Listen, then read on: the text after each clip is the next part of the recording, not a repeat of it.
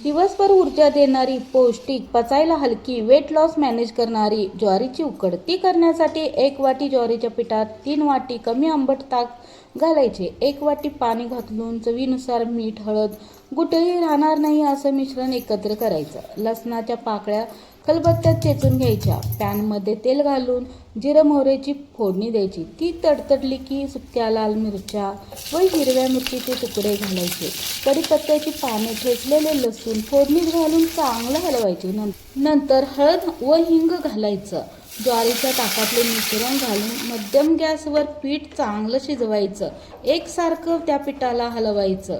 हे मिश्रण घट्ट व्हायला लागले की मस्तपैकी हलवून घ्यायचं. एक उकड चांगली काढायची. रटारटा चांगलं शिजू द्यायचं म्हणजे उकड चांगली तयार होते. मिश्रणाला चकाकी आल्यावर आपली उकड तयार झाली आणि यावर कोथिंबीर घालून एका प्लेटमध्ये मस्तपैकी काढून घ्यायचं.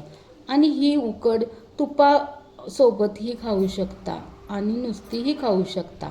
रेसिपी आवडल्यावर चॅनलला फॉलो करा.